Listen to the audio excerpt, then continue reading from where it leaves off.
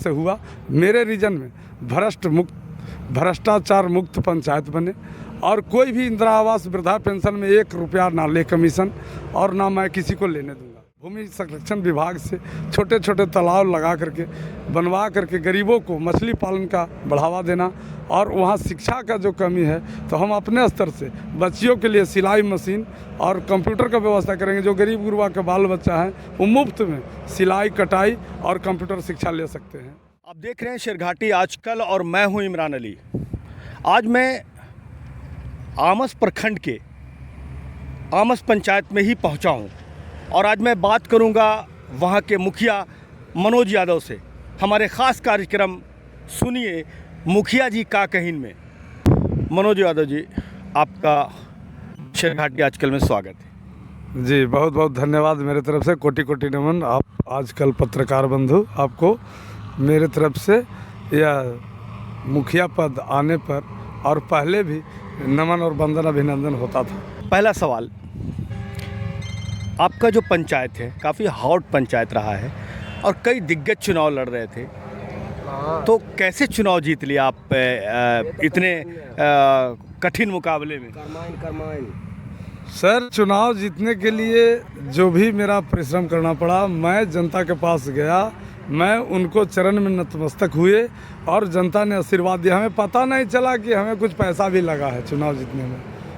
जनता जिधर से गए उधर से आशीर्वाद देते गए और जो मेरे खिलाफ में दुष्प्रचार किया गया उनको जनता ने नकारा और जनता साफ संदेश दिया कि जिसकी नीयत सच्ची है उसकी जीत पक्की है और समस्या है रोज के और ज़रूरी है यहाँ मनोज के। इसीलिए मनोज यादव मेरा नाम हुआ सर।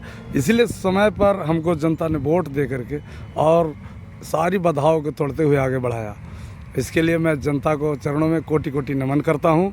मैं आशा करता हूँ कि मुझे 5 वर्ष का मौका मिला है, मैं जनता को एक एक वादा को पूरा करूँगा, चाहे तालाब का हो या उनका नली गली का हो या जल जीवन हरियाली के तहत कुछ योजना का हो या नल जल योजना का अधूरा काम हो, मतलब जो भी विकास का कार्य होगा तो 7 निश्चय पार्ट 2 का योजना जो माननीय मुख्यमंत्री जी नीतीश कुमार का है, मैं बाखूबी से निभाऊंगा और ईमानदारी पूर्वक उसको ज़मीन पर चलाऊंगा, जो देखने में भी नज़र आएगा लोगों को जो सरकार का दिया हुआ प्राथमिकता है योजनाओं का वो सही सुचारू ढंग से चलेगा। राजनीति सफ़र क्या रहा है, मतलब आप किस पार्टी से जुड़े रहे हैं, किस दल से आपका जुड़ाव रहा है और क्या किस तरह से आपने राजनीतिक जीवन अपना गुजारा है, किस दल में रहते हुए? सर, मेरा राजनीतिक जीवन, हम हिंदुस्तानी आवाम मोर्चा सेकुलर के प्रखंड अध्यक्ष आमस के हैं। अच्छा, अभी आप हैं? हाँ जी, वर्तमान में भी हैं जी। और पहले करीब 10 वर्षों से हम लगातार उस पार्टी को सेवा कर रहे हैं जी। वो गरीब दलित अति पिछड़ा अल्पसंख्यक के पार्टी है जी और बहुत ईमानदारी पूर्वक हम लोग के जो राष्ट्रीय अध्यक्ष हैं जी माननीय जीतनराम मांझी जी बहुत अच्छा उपदेश देते हैं कि सबका साथ सबका विकास और दुनिया के गरीब एक हो, उनका नारा है। तो हमने गरीबों की सेवा किया। लेकिन मुखिया जी, आपके चुनाव में मुझे जहाँ तक मालूम है कि आपके दल के ही प्रतिद्वंद्वी आपके सामने खड़े थे, तो क्या ये आपके लिए विकट परिस्थिति नहीं हुई? ना सर, दल के प्रतिनिधि खड़े थे और बहुत से प्रत्याशी खड़े थे मैदान में। एक तरफ नोट का बंडल था, मतलब अमीरों को मनो झोला था, तो एक दिन गरीबों का टोला था। हमारे साथ में दलित अति पिछड़ा अल्पसंख्यक सारे लोग मतलब बाखूबी से ईमानदारी पूर्वक मदद कर रहे थे और उन्हीं का आशीर्वाद प्राप्त हुआ जो आज यह मुकाम तक हमें पहुंचाने का काम किए हैं। उनको दिल में 5 वर्षों तक दुखाने का काम नहीं करूंगा। मैं कोई भी ऐसा कदम नहीं उठाऊंगा जिससे उनकी मान सम्मान पर ठेस पहुंचे। यह मेरा प्रथम प्राथमिकता है और मैं कई गरीब गुरबा को मुआवजा दिलाने का काम किया हूँ। चाहे बिजली से उनका मौत हो जाए, सड़क दुर्घटना में उनकी मृत्यु हो जाए, मैं उनके लिए आशा के किरण हूँ। मैं बिंदास बिना पैसा के मुफ्त सेवा उनको देता हूँ और मुझे प्रयास है कि जब तक मेरा यह जीवन में सांस रहेगा तब तक उनको मैं सेवा देते रहूँगा। ये मेरा राष्ट्रीय अध्यक्ष माननीय जीतनराम मांझी जी का उपदेश है कि गरीब को सेवा करो। जो गरीब को सेवा किया है उसी को आगे बढ़ने का मौका मिला है। अच्छा, पंचायत चुनाव में आपका बहुत हॉट सीट था, क्या पैसे का खेल भी हुआ? बहुत खेल करने वाले लोग खेल किए, लेकिन उनका एको तमन्ना पूरा नहीं हुआ। इसलिए कि मेरा नारा था कि खाना पीना नोच के, वोट देना मनोज के। अच्छा जी, यही मेरा नारा था। और समस्या है रोज के, जरूरी है मनोज के, यही जनता नारा को एक्सेप्ट किया और यही पर हमको विकल्प बना करके चुनाव जिताने का काम। कौन कौन गांव हैं आपके पंचायत में? मेरे पंचायत में आमस मुख्य गांव है, ठीक है, जहां मुख्यालय है। जी। आमस के नाम से ही मेरा प्रखंड है। और उसके अंतर्गत में गंगटी हो गया, बारा हो गया, धर्मपुर हो गया, तिनकोनी हो गया, हृदयचक हो गया, पथरा हो गया, मसरीवार हो गया, इधर कुंडिल है और पिपराटण है। इसके बाद एक ठो पहाड़ में घिरा हुआ गांव भूपनगर है, जहां के पूर्व मुखिया बुलाकी मांझी जी रहते हैं। वहां आने जाने का रास्ता भी बिल्कुल नहीं के बराबर है और बहुत कठिन से लोग आते जाते हैं। भूपनगर है आपके पंचायत में? हाँ, हमारे ही पंचायत में है। अच्छा। वहाँ रास्ता का बहुत ज़रूरी है। अच्छा। मैंने उनसे वादा किया है, बुलाकी मांझी जी से? जी, वहाँ के लोग से, वहाँ के वासी से, कि भाई आप लोग को रास्ता जो है से मैं किसी भी प्रकार से हर हाल में ढलैया करवाऊंगा। जो घाटी है करीब 200-250 फीट का घाटी है, वहाँ एक 5 फीटा नलका की ज़रूरत है, जो बरसाती पानी पार हो जाए। वो बरसाती पानी आता है, वो लोग को रास्ता ख़राब कर देता है, उतरने में भी दिक्कत होता है। वहाँ जो माताएं बहनें हैं, किसी प्रकार तबीयत ख़राब होता है तो आने जाने में लोग खटिया का सहारा लेते हैं, टांग के लाते हैं। तो अगर वो ढलैया कर देंगे तो आने जाने में सुविधा हो जाएगा, साफ शरीफ हो जाएगा। आपके भूपनगर के बारे में कई खबरें आई थी, मतलब कहिए तो देश विदेश की पत्रिकाओं ने वहाँ पे जो पानी है उसमें फ्लोराइड है और वहाँ के लोग जो हैं वो ज़्यादातर अपाहिज हैं, विकलांग हैं और उसकी समस्या नई नहीं है। लगभग 25-30 साल से और पहले से भी वो ज़िलाधिकारी भी गए, कई मंत्री भी वहाँ का दौरा कर चुके हैं, लेकिन उसका समाधान नहीं निकला है। आपके जीतन राम मांझी जी पूर्व मुख्यमंत्री हैं, आपके मंत्री भी हैं संतोष मांझी जी, तो ये बड़ी समस्या है, इसको कैसे आप दूर कर पाएंगे? ये समस्या है सर, जो पानी में फ्लोराइड है उसके लिए वहाँ लगा हुआ है, फिल्टर का पानी है और फिल्टर के पानी ही वहाँ के लोग पीते हैं।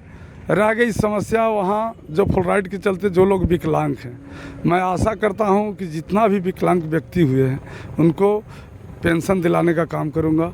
और जो पंचायत स्तर से, पंचायत ग्राम सभा से जो भी उनका सुविधा होगा, मैं अपने तरफ से कोई कमी नहीं रखूंगा, उनका मुहैया कराऊंगा। नए जो जनरेशन है वो अब विकलांग नहीं हो रहे हैं? नए जनरेशन में अभी वैसा आयब नहीं आया है। अच्छा। लेकिन जो पुराने लोग हैं जो 50-55 की उम्र का है, अच्छा। उनकी थोड़ा सा विकलांगता का असर आ गया है और भरपूर आया है। अच्छा। और उसके लिए बहुत कार्यक्रम भी हो रहा है। आगे भी हम लोग माननीय मुख्यमंत्री जी से इसका बात को रखेंगे कि अगर हो सके तो वहाँ और एक आध गो ऐसा फिल्टर का मशीन लगाया जाए ताकि पीने का पानी शुद्ध मिले। जो आपका पंचायत है, तो आपके हिसाब से जो पूर्व के मुखिया रहे उन्होंने क्या काम नहीं किया है, वहाँ की कौन सी बड़ी समस्या है?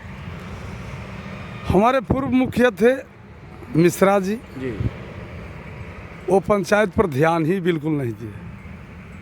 वो विनाश किए पंचायत को। जैसे नल जल योजना है, कहीं सुचारू ढंग से चालू नहीं है तो कहीं उसकी पूरी काम भी नहीं हुआ है, कहीं नली गली नहीं है और गरीब के कहीं झोपड़ी भी नहीं है। कितने घर में आग लगा, जो बेघर लोग हैं उनको भी देखने में वो कामयाब नहीं रहे। और मैं आशा करता हूँ कि उनकी बात मैं ना करूँ तो अच्छा है, इसलिए कि करने में थोड़ा सा आग अपने आप से भदा लगता है। तो हम शिकवा शिकायत ना करें। हम ये आशा रखते हैं कि उनका जो गलती हुआ से हुआ, मेरे रीजन में भ्रष्टाचार मुक्त पंचायत बने और कोई भी इंदिरा आवास वृद्धा पेंशन में 1 रुपया ना ले कमीशन और ना मैं किसी को लेने दूंगा। क्या प्रमुख समस्या है, किस पर काम करेंगे? वहाँ मुख्य समस्या है सर, जैसे बेरोजगारी का, और बेरोजगार लोग हैं। हमने आशा किया है कि भूमि संरक्षण विभाग से छोटे छोटे तालाब लगा करके, बनवा करके गरीबों को मछली पालन का बढ़ावा देना। और वहाँ शिक्षा का जो कमी है तो हम अपने स्तर से बच्चियों के लिए सिलाई मशीन और कंप्यूटर का व्यवस्था करेंगे। जो गरीब गुरबा के बाल बच्चा हैं वो मुफ्त में सिलाई कटाई और कंप्यूटर शिक्षा ले सकते हैं, उसके लिए मैं व्यवस्था करूँगा। ये मेरी जिम्मेदारी है और मैं पूरे दलित, अति पिछड़ा अल्पसंख्यक लोगों को, गरीब गुरबा के लोगों को कहेंगे कि जिनके पास आर्थिक स्थिति से कमज़ोर हैं, बाल बच्चा कंप्यूटर सीखना चाहता है, तो आप जाइए, उसका मैं कॉल सेंटर बना दूंगा, नंबर रख दूंगा और वहाँ जा कर के सीखिए। मैं अपनी तरफ से फ्री सेवा दे रहा हूँ और हर का बाल बच्चा पढ़े। और अंतिम अभिलाषा है कि 5 वर्ष के कार्यकाल में कहीं से आई शिकायत ना आवे, ताकि कोई गरीब गुरबा भूखे मरे और कोई गरीब गुरबा के बाल बच्चा पैसा भी ना पढ़े ना। मैं अपने जिम्मेदारी पर भी किताब कॉपी देने का कोई अनपढ़ ना रहे, ना अनपढ़ ना रहे, ताकि वो पढ़ लिख करके अपना भाग्य को, अपना जीवन को सफल बना। विकास का काम जो भी होगा, जो सरकार को योजना होगा, जल जीवन हरियाली और 7 निश्चय पार्ट 2, जहाँ सोलर लाइट का भी व्यवस्था माननीय मुख्यमंत्री जी की तरफ से होने जा रहा है, तो उसमें हमको बहुत से अच्छा जगह पर हम देंगे, ताकि कि दलित लोग उससे ज़्यादा करके लाभान्वित हो, अति पिछड़ा लोग हों। यही मेरी सोच है। बहुत बहुत धन्यवाद हमसे बात करने के लिए। बहुत बहुत धन्यवाद सर मेरे तरफ से। आप देख रहे थे शेरघाटी आजकल, और हम बातचीत कर रहे थे आमस प्रखंड के आमस पंचायत के मुखिया मनोज यादव जी से। बहुत सारी बातें इन्होंने की। हमारे खास कार्यक्रम सुनिए मुखिया जी का कहीन में। हमसे जुड़ने के लिए बहुत बहुत धन्यवाद।